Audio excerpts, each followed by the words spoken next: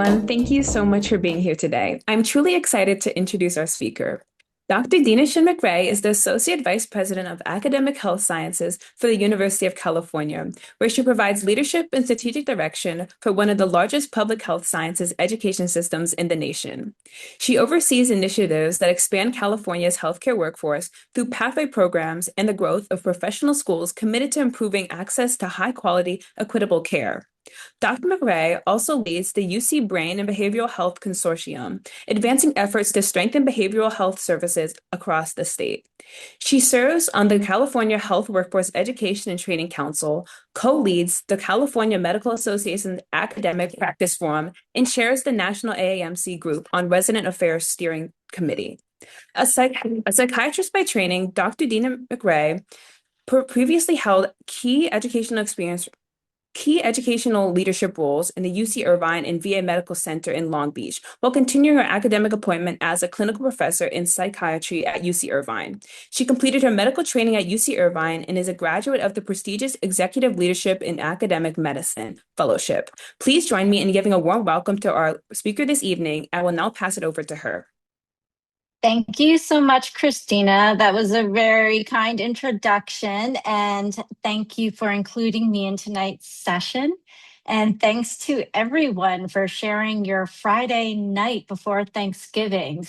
So truly committed to your career path. So I will try to make your time worthwhile. So as Christina shared, I'm the Associate Vice President for Academic Health Sciences in the UC Office of the President.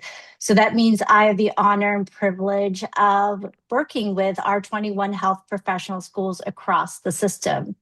But Can I just add one thing, guys, that she's a very big deal in the University of California health system. Thank you. I don't know about that, but I'm supported by amazing people. So they help me with this job. Advocating for the UC system in health and education is very easy when you have the team and schools that I have. So, but thank you very much. So I'm just going to take a step back. Let's look at all the medical schools that exist in California. Yes, I represent UC, but I want to make sure that everyone on this call is aware of all of the schools that exist. So many different opportunities here. But I was asked to participate today because of my leadership role in the UC health system. And although most of you are here because you're interested in the medical path, I do encourage you to explore other health professions. I did not have exposure to what existed out there until much later. And I wish I had known because there's a lot of great opportunities that exist in health. So for UC Health, we do have 21 health professional schools spread across 8 of the 10 campuses. We don't have a presence yet at UC Santa Cruz or UC Santa Barbara, but we're working with them to expand what opportunities they do have for their pre-med students and then looking beyond that. Our goal is to really expand medical education to all the regions of the state to expand the workforce and support the needs of our state. So these are the 7 different health professions represented by UC. We have the most students and residents in the schools of medicine, and you can see which campuses are represented there. We have 6 medical schools. We also have 4 stellar nursing schools. We have dentistry, optometry, pharmacy, public health, and veterinary medicine.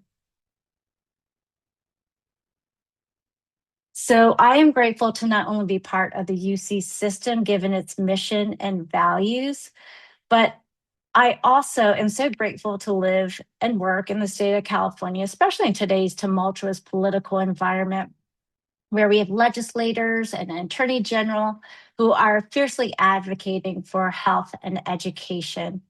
And I mentioned the values and mission of UC, and I really see it as supporting the needs of the state through education, research, and service. And then when you look at my office in particular, I'm trying to increase access to the educational opportunities offered in our health professional schools and expand a healthcare workforce that's committed to high quality care and health equity. But I will admit, California is not my home state. I am an example of someone who came from somewhere else, went to school here, trained here, and ended up staying here because I do love California. So this is where I'm actually from. If you can see that tiny state, it actually, believe it or not, is a little bit bigger on this map because they're trying to highlight Delaware. I don't think this is completely to scale. Delaware is the second smallest state by total area, and it is 96 miles long. And at the top of the state, the width is 9 miles, which is where I lived. I lived in Wilmington, Delaware, and I could drive to 3 states within 10 minutes. So New Jersey, Maryland, Pennsylvania were all within a very quick drive. So it's the only state, some fun facts, without a national park. It's got no sales tax because we got to have some way to draw folks to the state. And here's a fun fact. It hosts the largest population of horseshoe crabs in the world. My parents immigrated from South Korea to the US, and they went throughout the states trying to get some education. And then they were the first Korean people to move to the state of Delaware. So anytime I was walking around with my mom or dad and I would see someone who's Korean, I knew that they would know them. So when I was growing up, there was actually little awareness of the existence of the country of Korea. I know it seems really strange to hear that now. I never would have predicted that K-pop and K-drama would be so popular, or kimchi and all the other great Korean food. No idea. When I was growing up, people did not know about Korea, wasn't familiar with the culture, the language. And so I did experience that feeling of just not belonging, which was very different than when I moved to California. And there were no Squid Games or what is it? The Vampire Hunter. Oh, you're teaching me something. Vampire Hunter? Christina knows that because she mentioned it last time. What is that thing? Is it K-pop Demon Yeah, Hunter? yes, Oh, thank the you. Demon That Hunter. Yes. I am not hip, so What are their songs? Yeah, I cannot get it out of my head. So for college, I went a whole 25 miles away to Philly. I went to University of Pennsylvania, and although not far at all from my home, it seemed like another world. Philly is just a very large metropolitan area, and then University of Pennsylvania was a huge campus in the middle of the city with lots of diversity. So although I was nervous about going, it was really exciting for me to see that level of diversity. But I'm going to pause there on my journey because I want to shift gears a little. So I like this quote: the path to success is about making new mistakes. So when I give these kinds of talks, the audience always finds it so much more interesting when I share my mistakes and failures rather than my accomplishments. And I'm happy to do so, lots to choose from. I do worry about the younger generation who grew up with Netflix and Starbucks mobile apps getting so used to controlling surroundings. With Starbucks, you can just order in advance, and I do love that. You get your decaf latte or your Americano with 4 shots of espresso and 2 packets of Splenda and a splash of 2% non-fat milk. Or you can do your Netflix and you can watch whatever show you want, when you want, 2x speed, whatever. And then I also worry about people getting used to controlling the image that they project. And you're all familiar with the Instagram profile trying to show, your happy and picture perfect life. So it just creates this false sense of control and an unrealistic expectation for perfection. So I just encourage everyone to get comfortable with making mistakes because it's totally unavoidable. When my son would have a new teacher every year, we would have a conference and they would ask me, so what do you hope for your son to learn this year? And every year I would say the same thing. I just wanted to be more comfortable trying new things and being okay with failing. So my kids are now in their late teens and they're both student athletes. So I might be a little heavy on some sports analogies, but don't get me wrong, I don't feel like you have to be an athlete, but there are qualities in athletes that I do think can set people up for success. Athletes will always make mistakes in any game, and they always experience losing. You just can't escape it. And then they're expected to just brush it off and learn from it. So athletes have to be experienced with trying and failing. No one wins every game, no one makes every basket, and no one has a good game every time. I like this quote as well. In order to succeed greatly, you have to be prepared to fail greatly. If you can't do both of them, you've got a problem. So I have experienced mistakes, I've experienced failure every step of the way. And I just want to make sure that if when you are going through undergrad, for example, and let's say you're taking calculus or you're taking organic chemistry and it just doesn't click for you, please know that doesn't determine whether or not you're going to be a good doctor. Organic chemistry, if I let that be the sole assessment tool of whether or not I could go to medical school or be a good doctor, I would have given up sophomore year or whenever I took it, junior year. I had to have a tutor around the clock basically. And even with the tutor, I barely got a C plus. And I was asking the professor, what can I do? What can I do to improve my grade? Because I felt like if I had a C, that would just, end my chances. But you make it through. I struggle with calculus. I struggle with organic chemistry. Prereqs are hard and they don't define you. They don't determine if you're going to be a good doctor. But yes, you do have to, try to show your accomplishments. You do have to find those classes where you do thrive, and you do have to find that story to explain, what your application looks like. But I think a lot of people in the medical school field really do understand that, you got to look at everything and one thing does not define you. So I'm going to go back to when I was at University of Pennsylvania. I just wasn't talking to anyone. My parents weren't physicians. They didn't really know what to tell me. I don't think they even thought of giving me any guidance, and I didn't know any physicians through family, friends, or anything. I didn't use a pre-med advisor. I don't know why I didn't. I don't even know if I knew that such a thing existed. I ended up moving out to California, and I didn't know that, all the med schools, I didn't know California. California was huge. So I got there. I didn't know that I was missing prereqs. I landed in Orange County because my boyfriend at the time had a job in Orange County. So we lived there. I'm like, okay, there's a medical school here. It's called UC Irvine. Haven't heard of it, but I'll try to find a job there. So I was working there as an administrative assistant. And I was also hosting and waiting tables at California Pizza Kitchen, and then trying to take classes over at Orange Coast College, or the community college in the area, to finish my prereqs.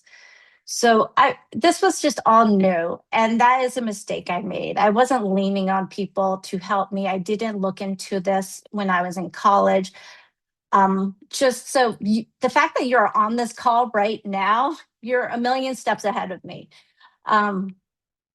So I really could not have done anything without all the help that I did eventually receive, though. And one person stands out. I did work for a plastic surgeon, and I actually ended up being one, when I applied to UCI Medical School, I actually ended up being one of the first people to get rejected from UCI Med School. They sent out their first batch of letters, and I was one of the rejection letters. And I just didn't, I really wanted to go there because I was already working there. And so I asked the plastic surgeon for help. And then also, he had never submitted his letter of recommendation. And so I actually walked over to the admissions office and asked about the status of my application. And they told me they were still missing some letters. And so I had the plastic surgeon who I was working for submit a letter of recommendation. And I truly believe that helped tremendously in terms of flipping things around and helping me actually get in. And I really couldn't have done anything by myself. I mean, and that's definitely one of the takeaways. So I ended up very quickly turning things around and ended up being one of the first ones accepted at UCI once they realized they didn't have all the letters of recommendation. And the people around you, the support you get matters so much. I cannot stress that enough. So don't hesitate to ask for help, and don't really always put yourself out there. Make yourself visible and ask questions, and make sure you're meeting as many people as possible who are in the field that you're interested in. So I ended up going to UCI School of Medicine, and I ended up loving it even more as I was experiencing it. I ended up applying there to do my UCI psychiatry residency. And then I ended up being faculty there. I took a lot of detours, though, along the way. So I didn't think that I would like psychiatry. That was one of the specialties that I thought I would never, ever do. And my heart was really set on pediatrics. I'm like, I'm going to med school because I want to be a pediatrician. But it turned out that the pediatrics rotation was such a bad match for me. I realized that I didn't actually like crying children. And I found it very stressful to handle the outpatient setting where you had about 15 minutes per patient, but really it's the child plus the parents. So you have like 3 patients or 2 patients in the room. And so I rethought that. But really, it was interesting going through the process because psychiatry was never on my radar. So I had to totally pivot. I was the pediatrics interest group president. And so I gave that up. And then I established the psychiatry interest group instead, and had to totally rework my schedule and get all new letters of recommendation. And then I went into psychiatry residency thinking I wanted to be a child psychiatrist. But again, once I experienced it, I realized that it was very challenging for me to do the family meetings. And so I switched to adult psychiatry. When I finished psychiatry residency, I thought for sure I would want a private practice because that gives me the autonomy to do what I want. I can spend the time how I want. But when I actually did it, I realized that the patient population was not what I was looking for. The experience wasn't as fulfilling. And so then I switched to county. That was better. But then I realized later on that medical education was where my heart was. It was a lot of trial and error. And I will say every step of the way was not because I was actively applying for a certain job, but it was because someone just would ask me, hey, would you be interested in being an associate program director? Hey, would you be interested in working in graduate medical education? And every step of the way was not something I planned. And there were some jobs where I thought, oh my gosh, I'm going to hate this job. But after experiencing it, I realized, oh, this really is a good fit. So my piece of advice is just to be open-minded and try things, and nothing's set in stone. So you can always switch paths.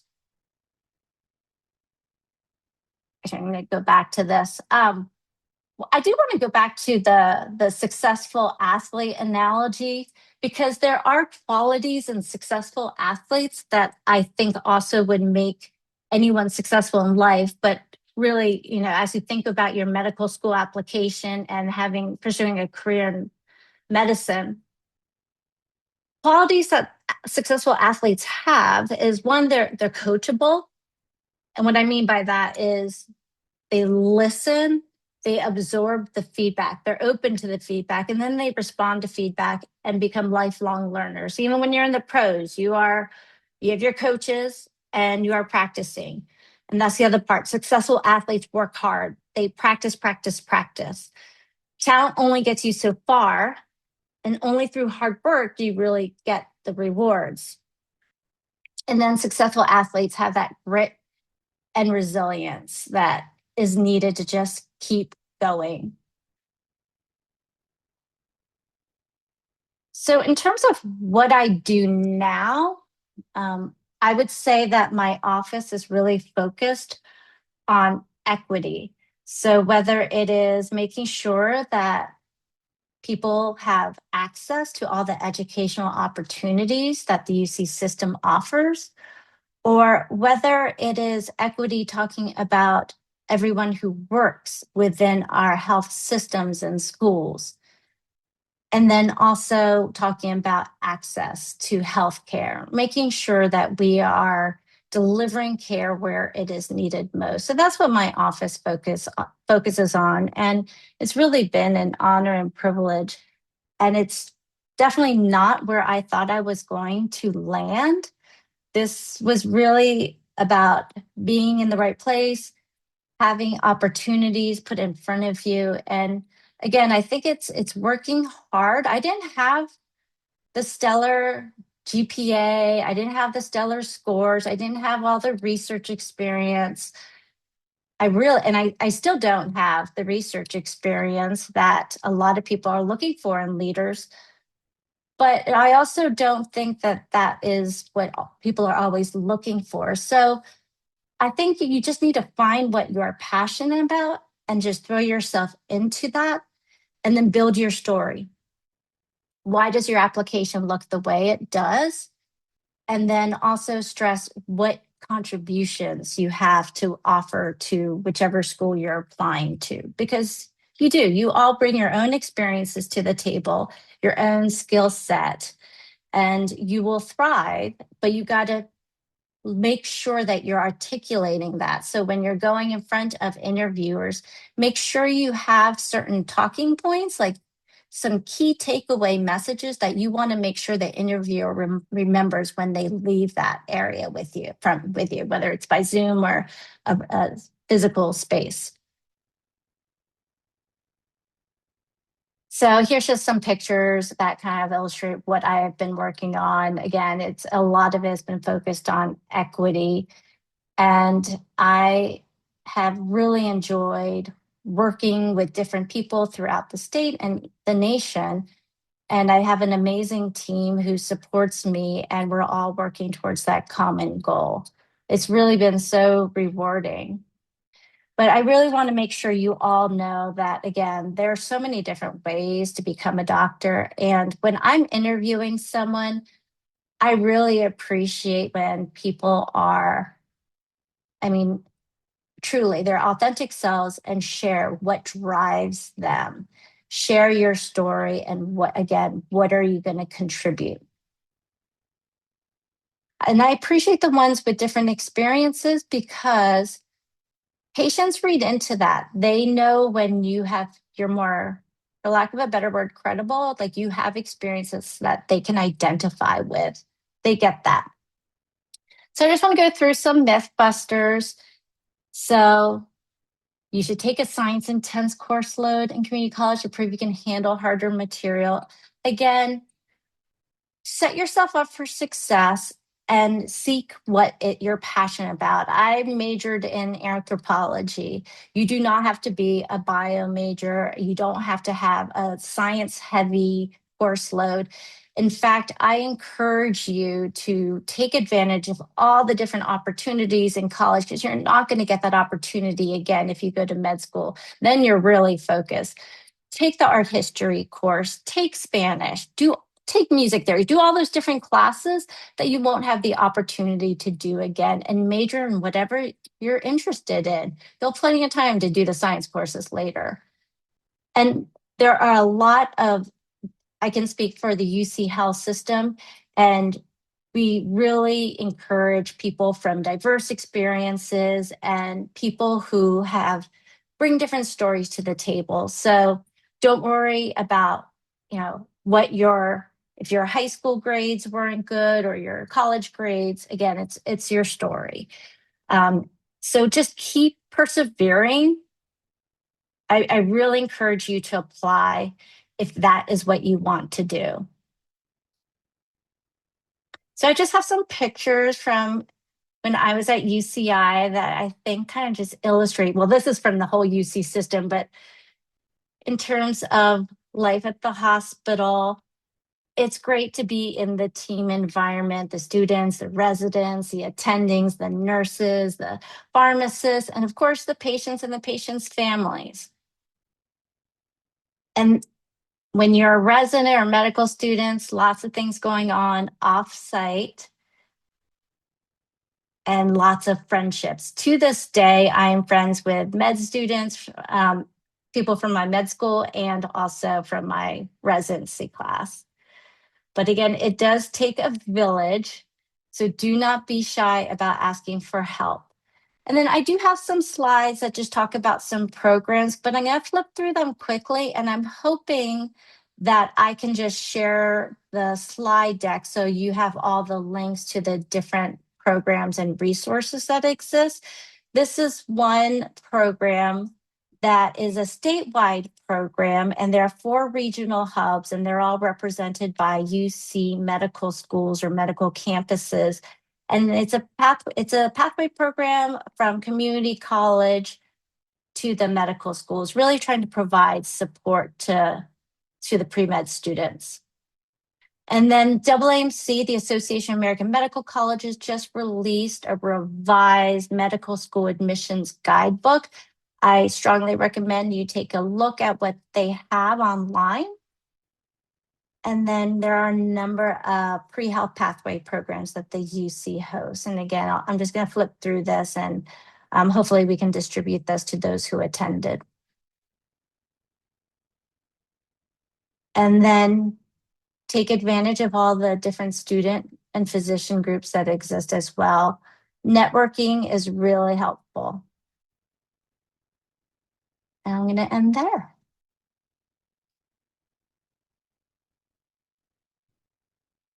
All right, so I see some questions. So should I just go through top to bottom, or did you want to moderate? I didn't know how you want to do this, Christina. Yes, we can moderate for you. So we'll just say them and then you can provide your answer. Sure. Great. Would you like me to start first, Eva? Sure, oh. The first question is, what advice would you give your past self when you were going through medical school and pursuing your career? I think it would be take advantage of all the resources at the school where you are and in the community. It's very different now. There's so much online as well. Just talk to your friends who are also interested in going to med school. What resources are they using? Who have they talked to? And then also just make sure you're taking full advantage of what exists on your campus. But also, take what you read on the internet with a grain of salt. Make sure it's from a reliable source. So our second question is, have you ever looked at any of your experiences and thought to yourself, I shouldn't have wasted my time on that? Or any similar thoughts? That's a good question. You know what? There are some roles and jobs that weren't a good fit, but I feel like you have to go through the motions to realize that. So I guess I could look back and say it was a waste of time for me to have done the private practice because that was a horrible fit. And I could say I really should have just gone right into academic medicine because that's where my heart is. That's where what really drives me, and I'm so happy here. But I feel like you just have to try different things to know what fits. I mean, I've done consulting work for different private practices because I've tried a lot of different things, and they weren't my first love. But I'm always learning from those experiences and getting connected to others to get me to the next step. So I don't really know if I have any thoughts that I should have wasted my time on that. Thank you for that answer. This question asks, how do programs view applicants who have a non-traditional timelines, for example, 4 years behind, in terms of leadership potential? Oh, I have no concern about that. In fact, I love reading applications of non-traditional students. I think they bring a maturity and different experiences to the table. And again, I think it brings credibility to when you're talking with your team or you're talking with your patients, with the patients' families. They know that done more than just go straight through education. So you can go straight through, but I do encourage people to maybe take a gap year, go explore, and don't do a gap year to do research. I mean, you can if that's where your passion is, but don't do it because you feel obligated to do that. I think there's so much emphasis on research, but if you're not passionate about it, find out what it is. Maybe you go abroad and I don't know, you participate in some different kind of research study, right? Maybe it's more of a cultural exploration, or maybe it's part of a medical anthropology study, or maybe it's just going abroad to go abroad, just to live on your own in a different country and learn about a different culture and learn a new language. That's great. Or maybe people are taking time off to take care of their family, or because the finances require them to work for a bit of time. Because I recognize education can be expensive. So I would not worry about, again, having a different pathway. Thank you. So this participant says, I have a lot of interest in medicine as a science, but I admit to having a weak stomach for pain, blood, especially needles. Do you have any advice for figuring out if you'll be the type to push past your weaknesses, or if they truly can't be surmounted and you need to pivot instead? I definitely would not let that deter you from a career in medicine. There's so many different ways to practice medicine. Just recently, I had a colleague of mine. Actually, she's a close friend. She's a physician, and her son actually got injured, like a little bit of a head injury, some blood. He was okay, but the blood, all of a sudden, she was like about to faint. And it wasn't just because it was her son. I think this every time she sees blood, she's about to faint. But she made it through med school. So it's just, I think the best thing is just to have that awareness. You can give people a heads up around you, and people really are accommodating and understand, and we're also creative. We figure out ways for you to get the knowledge and experience, but keeping in mind what may be, challenging for you. Thank you. This is a great question. Okay. So, as a product of the UC Health system and now working for the UC Health, what changes have you noticed? Oh, wow. I've been somehow involved with the UC Health system for 30 years, and I've held many different roles: administrative assistant, medical student, resident, You started when you were faculty. 4, right? Thank you. Um, so I've seen tremendous change. The buildings I worked in no longer exist. The hospital has expanded. I'll just take UCI as a specific example. They just opened up another hospital in Irvine. They just had their ribbon cutting last week. They acquired 4 other hospitals. UCSF just acquired 2 hospitals. It's just growing. And I think it's a really good sign because I believe in the mission of UC, and I think it's a good sign that the care is being expanded, and that we're trying to do all we can to make sure those who have trouble getting access to care, whether it's for geographical reasons or whether it's because of insurance reasons, that they still get the care they need and deserve. So I think in summary, it's just expanded immensely. And it could be because of the changes in my roles, but I feel like the mission is just remains clear to everyone involved.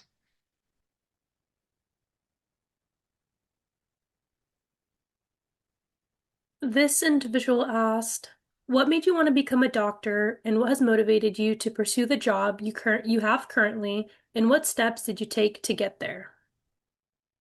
I wanted to be a doctor from the time I was 7 years of age, and I don't think it's possible that I understood what it means to be a doctor back then. I think I just loved going to see my pediatrician, and just like the idea of having a solution for a problem. And I think you'll see that in a lot of physicians. innately problem solvers, and it's really hard when you can't have an immediate fix to something. So if there's no immediate fix, you just have to be really patient. In terms of getting myself to where I am now, it really was no career plan. It honestly, I went from associate program director in psychiatry to program director in psychiatry. Then I went to assistant dean for graduate medical education. So that was the graduate medical education was for all residency and fellowships, regardless of specialty. And then I actually jumped over to the VA at Long Beach and was in charge of education over there, and then came back to UCI and became the associate dean, so a higher level in charge of graduate medical education. And then about 3 years ago, I was asked to go into office of the president to work with all the health professional schools. And I think if you look at my CV, it's not necessarily going to be something that's impressive to everyone, but I think it's just knowing people and them knowing you, and they trust your work and know that you are very committed and you'll get the job done. So again, I think it's connections with people that help you get to where you are. The only thing I also want to add is that her position that's in, it's not a position like people come and ask you to do it. You don't just like show up to do it type of thing. So you have to have those qualities that we always talk about, being approachable, teachable, working well with others, being empathetic, being a good leader, being a good listener.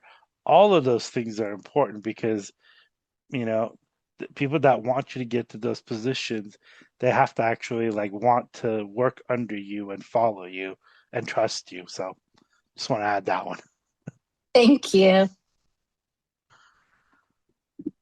Great. So the next question is, do you have any advice specifically for non-traditional first-gen students? So I think taking a look at all the pathway programs that exist and really taking advantage of resources, and wherever you might be doing your pre-med work, seeking the advisors, talking to other people who are a few years ahead of you, seeing what their experience was. But it can be hard because it's hard for anyone, but there can be some different barriers. And I would just keep talking to people and finding out what resources exist. But I think that, again, I can speak for the UC system that we really embrace having students who have gone through different experiences, may have, had some other challenges, and it may have been harder for them to get exactly where they are today. And that's taken into consideration. So, you know, maybe, for example, the MCAT, some people can afford the Kaplan courses or whatever the expensive course of the day is, while another student might have to work to make sure that they're supporting the family. So that's another challenge, but as a definitely a layer that we appreciate and something that's considered. Again, we look at the whole picture. It's not just looking at GPA or MCAT. What was your course load? What did how many science classes did you take? That is not it. So, but again, I'm speaking for the UC system.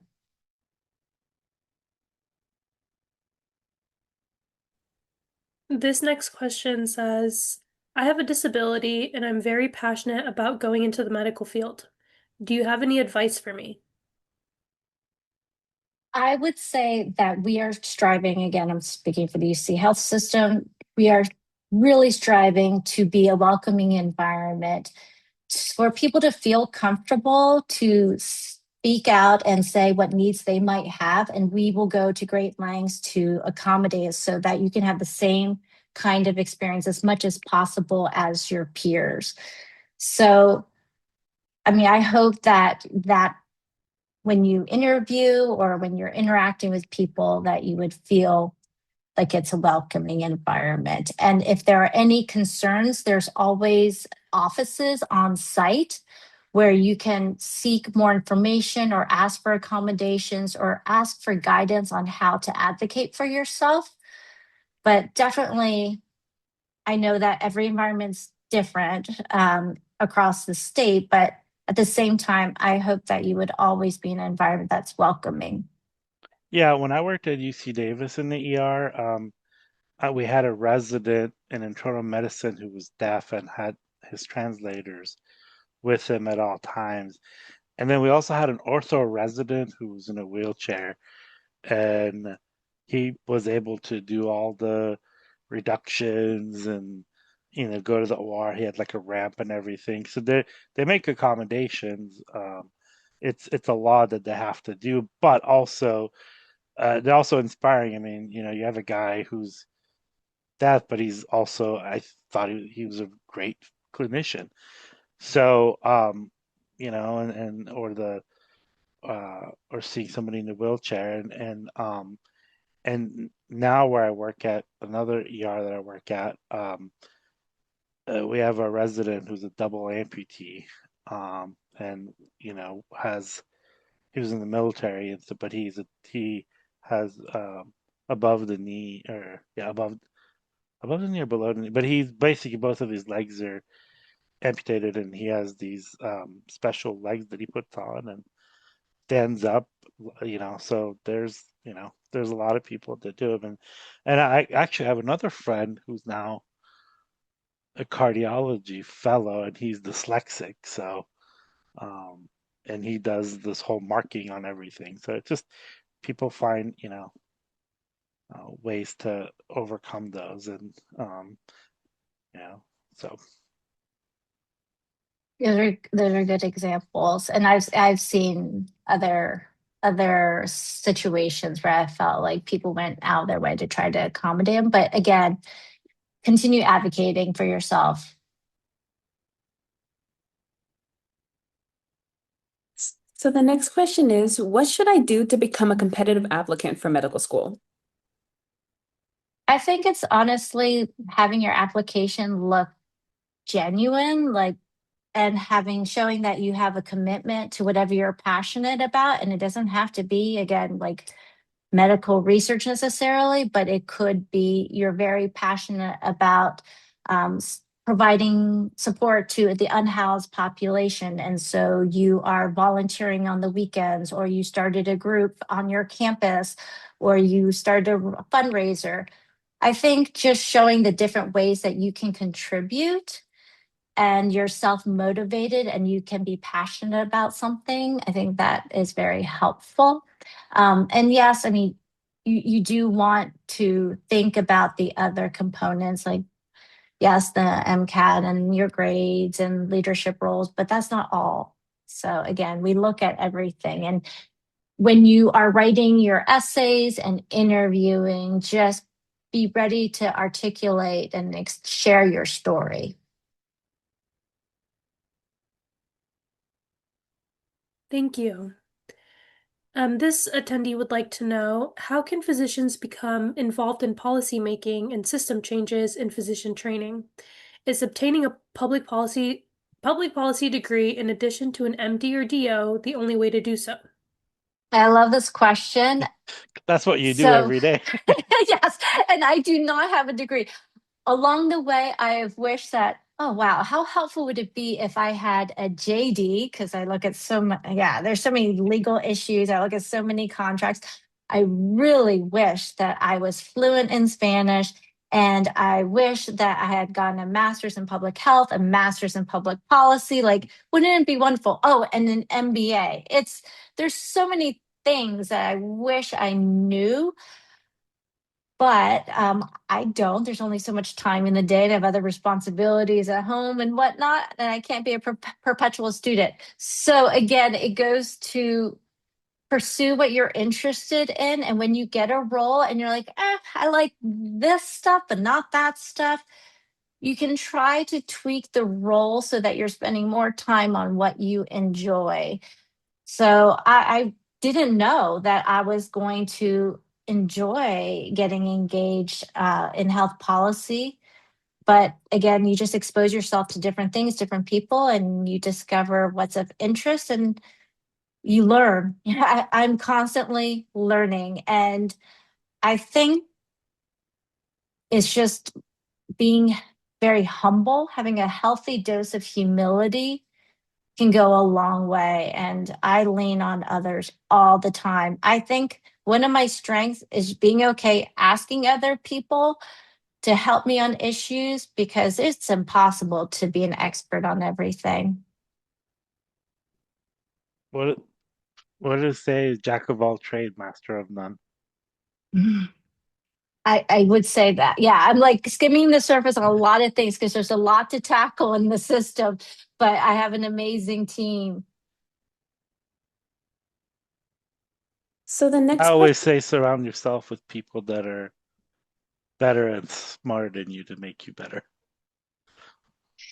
I would agree with that. And I would say being around trainees really make you want to be not only a better clinician, but also just a better person. I think having an environment where people are always asking you questions and holding you accountable is helpful. It's challenging, but it's really good for you to continuously improve.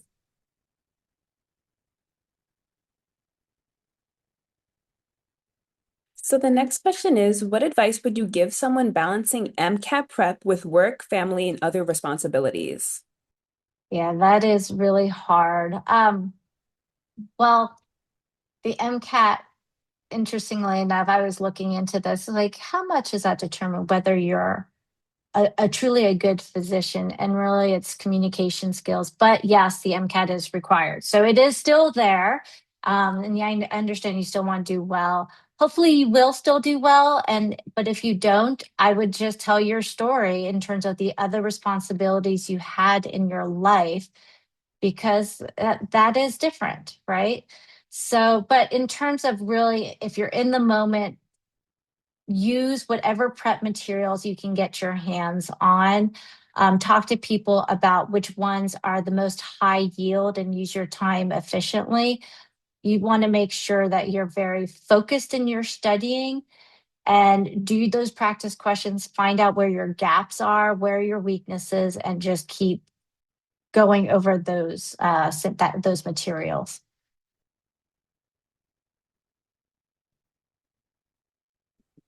We also have done, probably a good 20 to 30 hours and so we put the links in the chat. Look at some of those sessions. And one of them, they have like practice exams, cards, like it's like 4 or 5 gigabytes of material. So take a look at it, and the people that have done a lot of those sessions are like master MCAT teachers. So and they have a lot of good tips and advices to use. And a couple of people in our organization did the MCAT on their own and they did really well and they've done a presentation about how they studied. Oh, great. And luckily, yeah, so much is available online. The next question is, are you open to mentoring students or have any advice on how to get shadowing hours?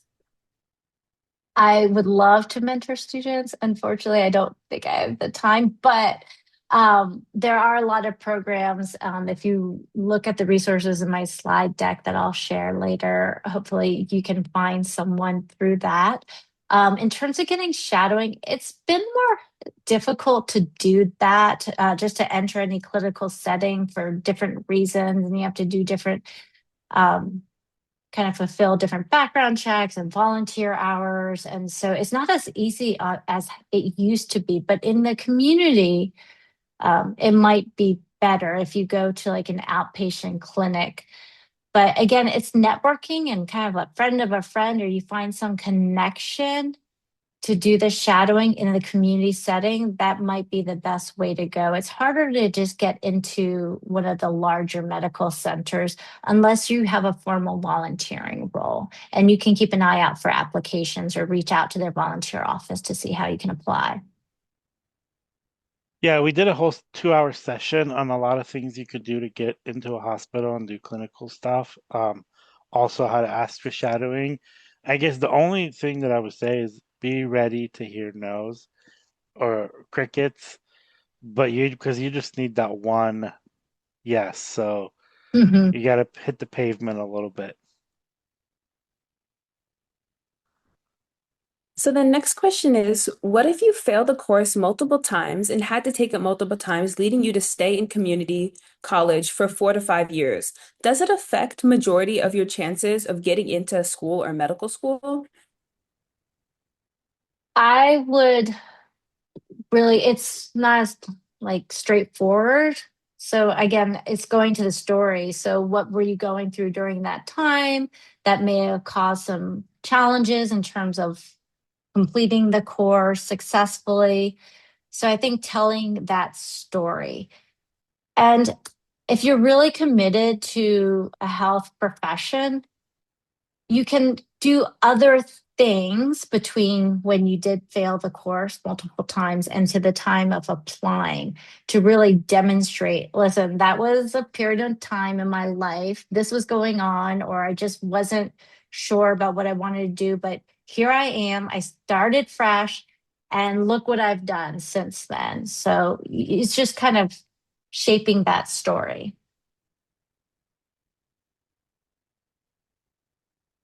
The next question is, what makes a non-traditional student a good applicant, and what metrics would you use to measure that? I don't know if we have, I mean, every school is different in terms of how they proceed with the selection process. But again, everyone, at least in the UC system, uses a holistic review and looking at different attributes and characteristics of an applicant. So I think just trying to think about what parts of your story you want to highlight, what really illustrates who you are and what you have to contribute as a future physician. And also, when you're interviewing or applying to a school, part of holistic review, or kind of the foundation of holistic review, I should say, is mission alignment. So be familiar with the school that you're applying to. What is their mission? What kind of student are they looking for? So keep that in mind when you're writing your essays and you're interviewing, because they want a good match. Thank you. So this is, will UCI increase their medical school class size to accommodate the growing population? And any suggestions to be a competitive candidate? That is a specific question. I can say in general that almost all the medical schools, all the health professional schools would love to increase their class size. So it's taking into consideration faculty availability, the quality of the clinical training experiences, all the different rotations, making sure that we're compliant with all of the different accreditation requirements. So a lot goes into that. So I'm not going to be able to speak specifically about UCI, but I can say in general, we're all trying to expand the UC health professional schools. We're all trying to expand because we know that there's a lot of need. We're all getting lots of applications, but also when we look to our communities, we know there's lots of needs for more clinicians. And then going to the mission for UC, we're really looking for students who want to learn more about how they can contribute to health equity. We're looking for students who want to be where they're needed most, to serve the populations that might be under-resourced. What can we do to help all Californians? Yeah, the thing you could do as a citizen, which is the most important role, is to write to your governor and say, increased funding. Right, Yes, often money does come to be a factor. So a big factor. Yeah. What's one thing you believe every non-traditional pre-med should know before applying? oh, that let's see, to just share your different experiences. Honestly, I think it's great when people are quote non-traditional. I find it, I love learning about different experiences.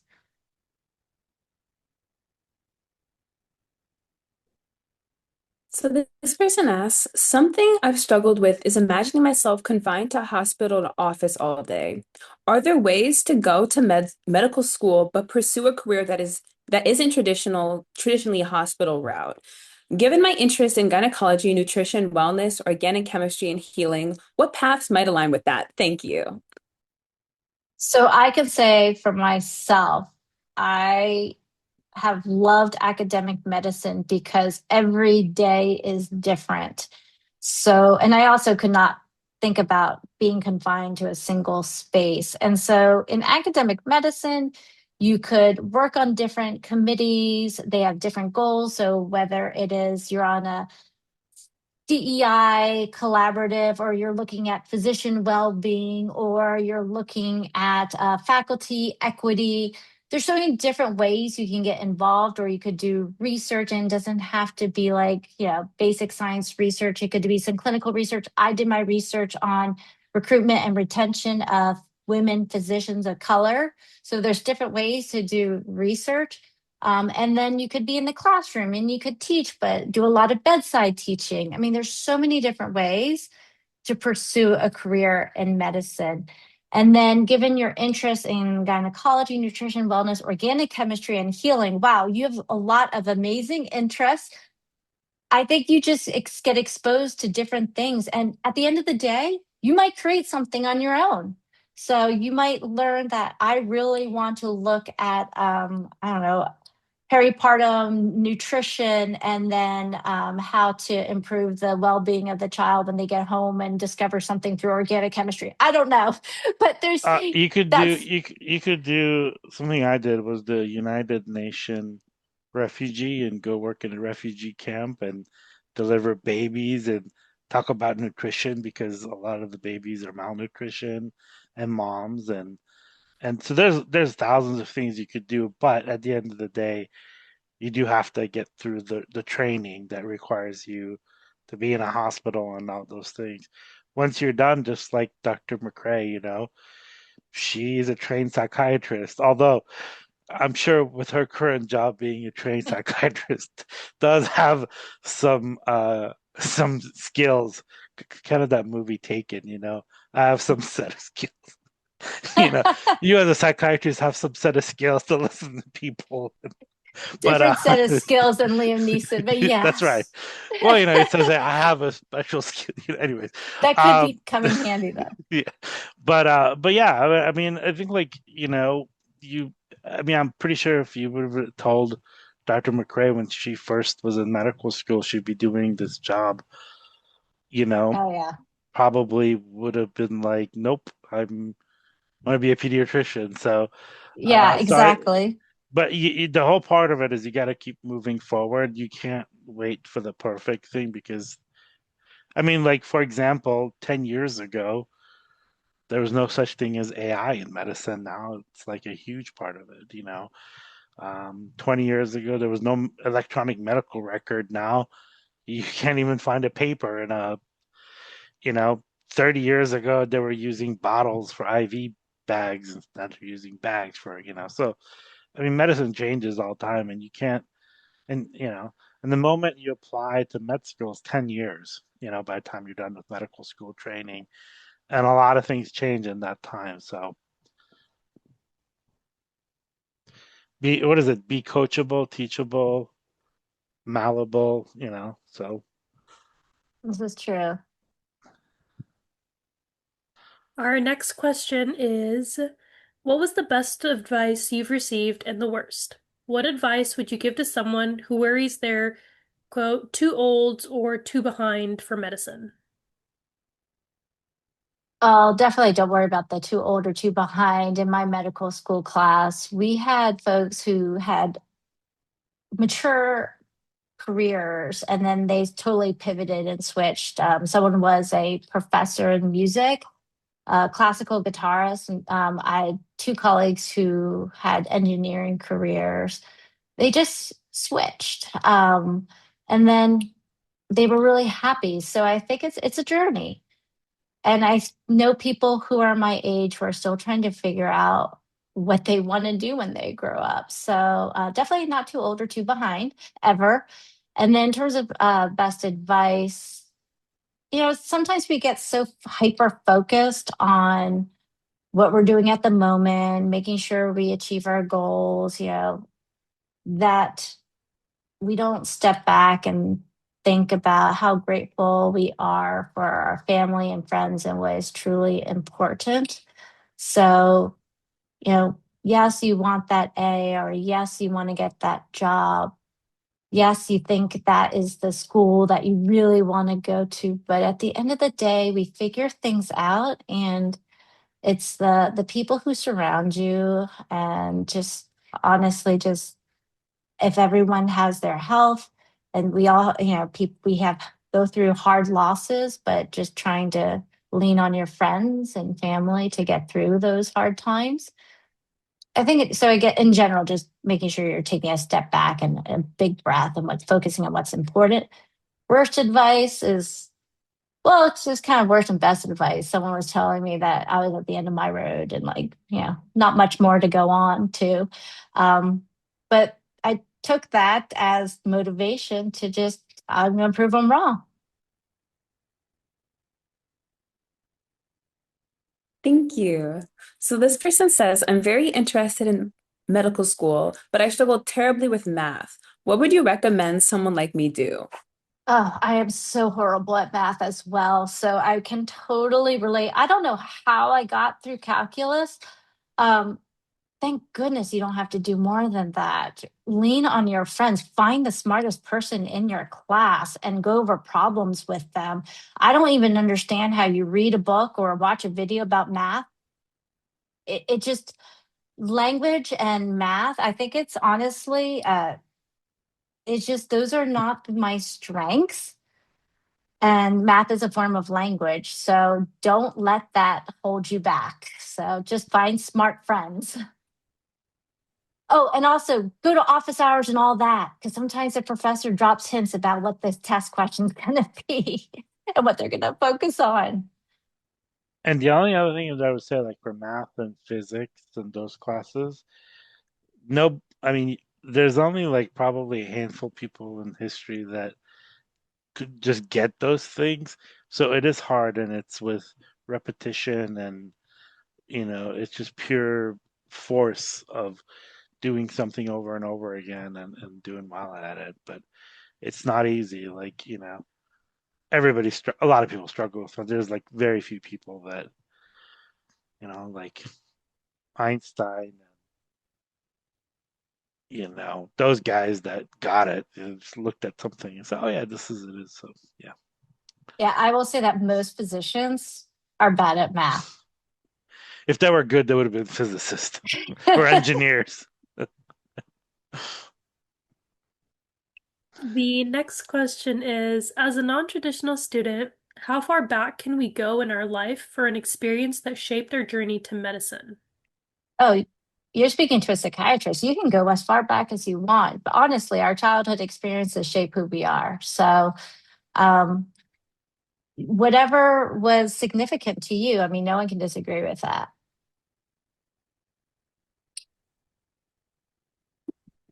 So this next question says, I'm finishing my undergraduate degree online. I will complete all my prerequisite labs in person, but about half of my degree will be online. Do you have any advice for the challenges that present? I know some schools will not accept online classes for prereqs. Ooh, that part I don't think I could give you a good answer for that, because I was not aware about not accepting online classes for prereqs. So I don't know if anyone else on the call has something else to contribute to that one. Yeah, I don't want to steer you wrong. some medical schools require, like they say, we do not take any degrees online. They have to be from accredited schools. There are some classes, like during COVID, a lot of classes were all done online, but post COVID, I know like some colleges, and I think that those were okay, is you do the lecture online and then the lab in person.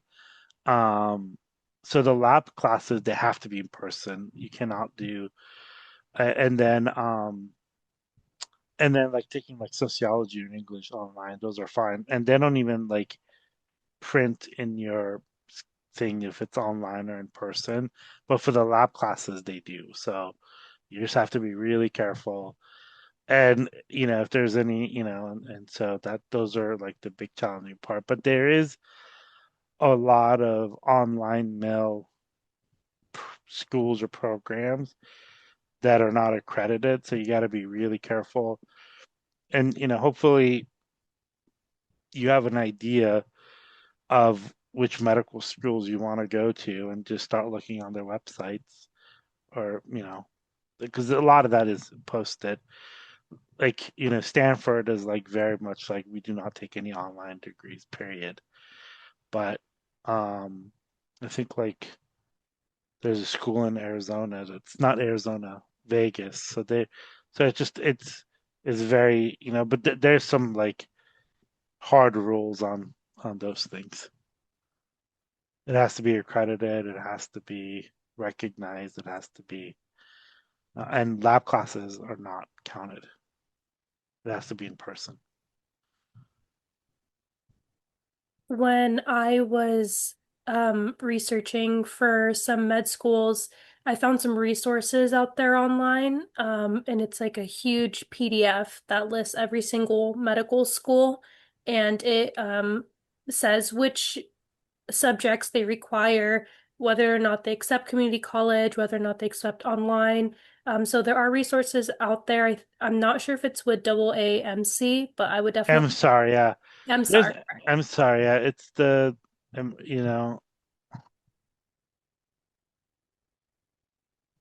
but there's also another one that I found that's free because MSAR costs money. But there's one free one. I can't think of it. Let me look. But MSAR is, I mean, available if you want to. You should probably pay for it if you're applying to medical school. And if you like sign up for the MCAT and everything, you could get like a package deal that they throw that in pretty cheaply. And I believe AAMC, which has those resources, I believe that you can apply to get some Fee assistance waiver. if, This is yeah. this is what it is. Okay. The PDF. It's free. This one's the free one, and then there's a fee waiver too. There's a link on our website. While Jobin's looking, I wanted to ask you another question, Dr. McCrae. This attendee says, hello, I will be a fourth year soon, and I may be transferring all the way as a fifth year CC student.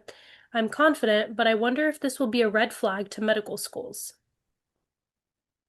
Again, it's how you tell your story, and I think you can spin it. I mean, I don't know when you figured out what you want to do or what else was going on during your life, or so again, I think it's just thinking about what takeaway messages and kind of they talk about having that kind of personal branding. Like, what do you want them to see when they look at you, and what do you want them to hear when they're interviewing you? So tell your story and make sure those messages come through. You could spin it so that it's, look at that, talk about perseverance, right? You had some barriers, but you kept going and you realized, I really want to be a physician and I'm going to keep trying. Thank you for that. So this one's about financing medical school. They're asking if it is common or possible to receive scholarships to assist with medical school tuition directly from the institution themselves. And I'd like to elaborate and add on to this question, but are there other outside sources to help fund medical school? Yes and yes. And so there are certain schools, there's some schools who are actually tuition free, but you can imagine that that's very competitive. And some are for a limited number of years. I think Kaiser right now is still tuition free.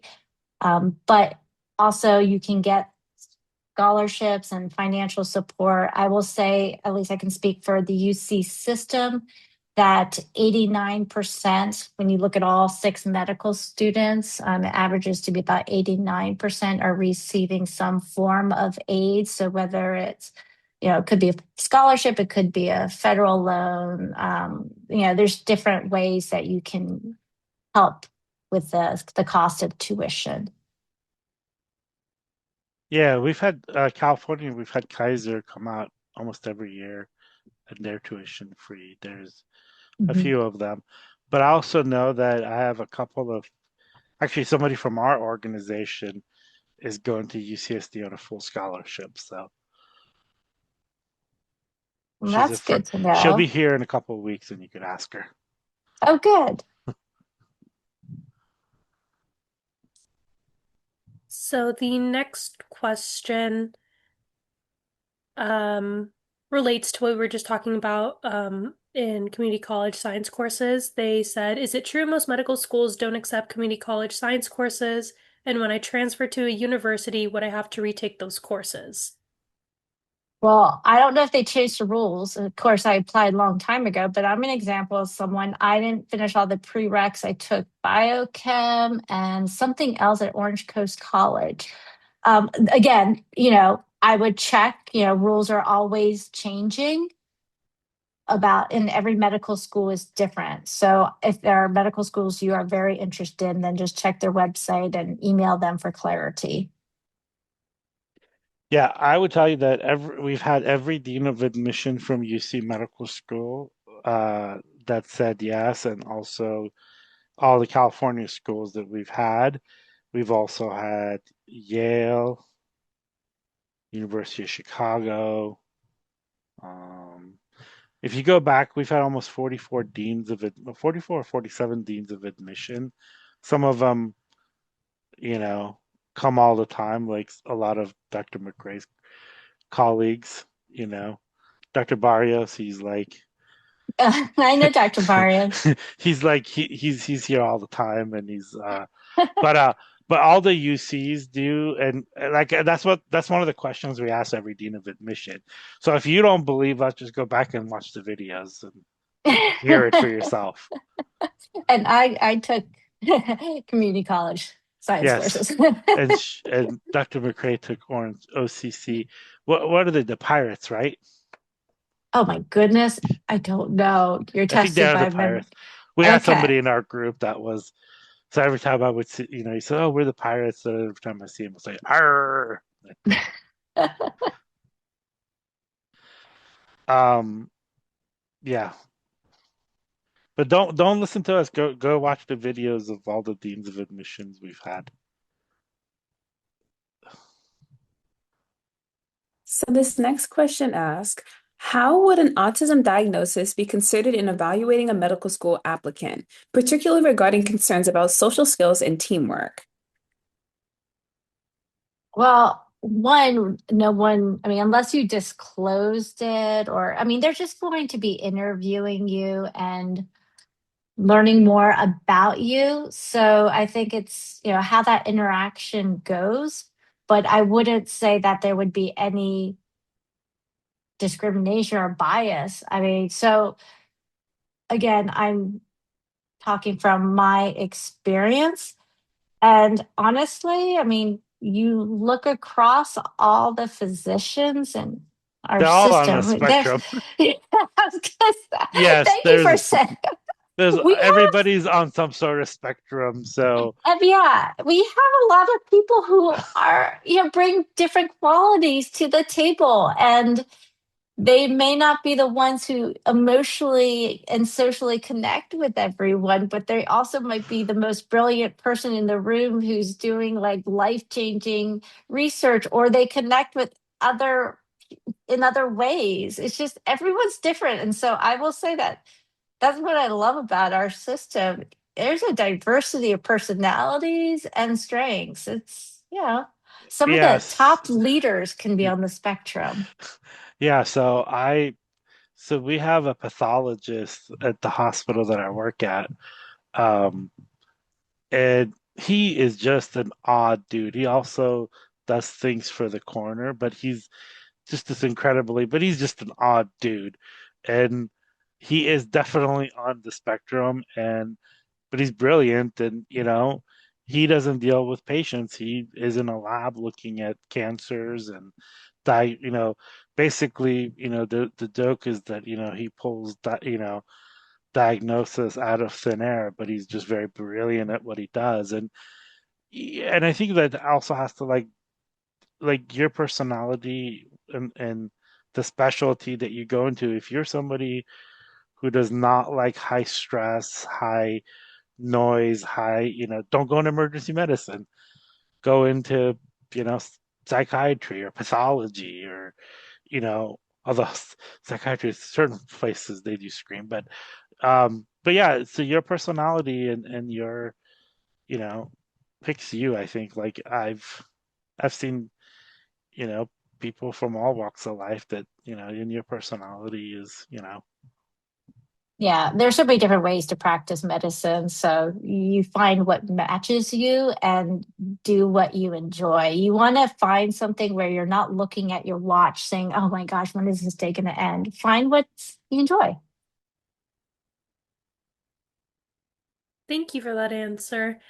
This individual would like to know if I don't have a strong interest in hard sciences like chemistry or physics, should I not go into the field? I don't particularly like research or being in a lab. Should I just tough it out? I love this question because I don't either. I don't like hard sciences. I don't like research or being in a lab. So um, it's you have to do it to apply to med school. But once you get to med school and then beyond, I mean, you have all those years in front of you, and then you can choose to spend time on what you do enjoy. I mean, you have limitations during med school, you still have the requirements, but you're going to be with people and doing like practicing medicine and learning what you actually are there for. You just have to get through the chemistry, the calculus, and the physics, unfortunately. So it's unfortunate. Sorry. I'm gonna steal from Dr. McCrae's athletic thing. It's kind of like saying, "Hey, I love playing soccer and going to the game, but I don't like, lifting weights and nutrition and stretching and all those different things. Well, if you don't do that, you can be a good soccer player." Or say, "I want to go run in the Olympics, but I don't like to run," or I don't like to practice. Like you're gonna have to do it. And there's the saying, the juice has to be worth the squeeze type of thing. Is if you want that, then you're willing to make those sacrifices. And being a physician and going this route, you make a lot of sacrifices, but that's, it's a choice for you, you know. Nobody can make that for you. And if you feel that that's not a sacrifice that you want to make, then there's a lot of other things you could do that are in health that don't require, I mean, to do the chemistry and the physics. There's public health, there is a whole host of things that you could do. But, Dr. McCrae doesn't like calculus, but she, you know, had to do it to Well, get to where she is. I got it done with, and then I moved on, and Yeah. I cannot do beyond like eighth grade math probably right now. That's my Well, parent. statistics, that's you probably use So, statistics more than anything. but physics, chemistry, I mean, yeah. But in terms of what you're experiencing in college, it's okay if you don't like it, but you do have to get through it. So this next person asks, if I graduate with a degree that doesn't have science prerequisites, how would I complete these prerequisites from a four-year accredited university? So I majored in anthropology. So I really looked for classes where I could kind of double dip. So which anthropology classes would also count towards my general requirements. Um, and then, I would basically all my elective time was spent on my pre-med courses.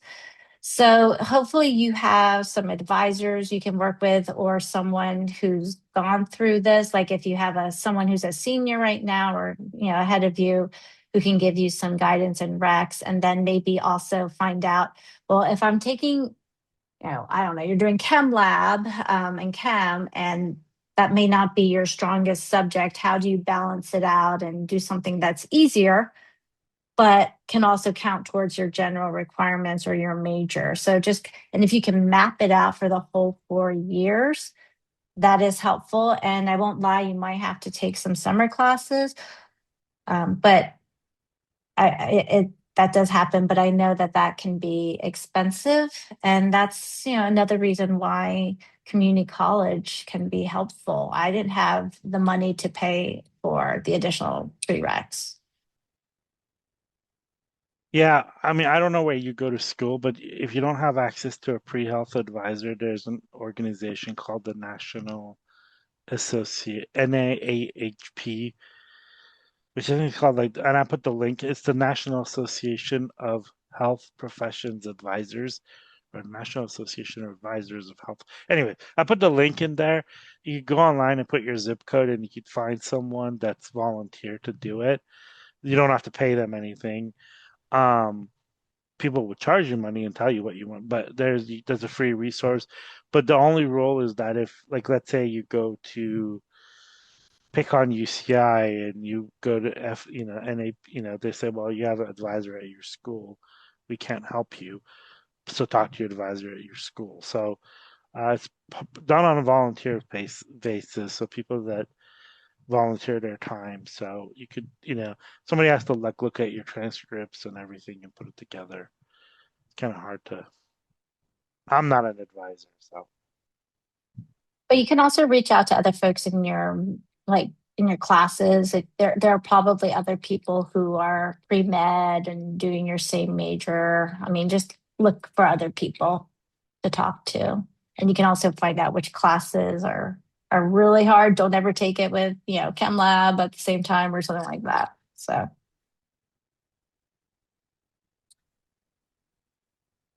All righty. Well, any other questions? Oh, one more. We have one more.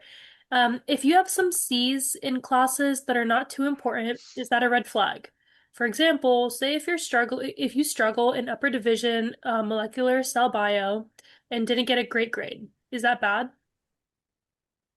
Again, they're not looking at just grades in the UC Health system. We're looking at the full picture, and so other experiences that you've had, different attributes that you bring to the table, potential contributions you will have to the UC mission.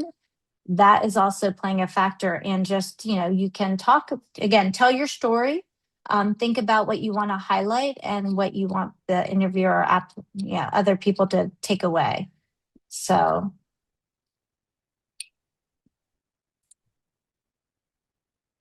all right. Well, thank you so much for inviting me. I appreciate being part of all this.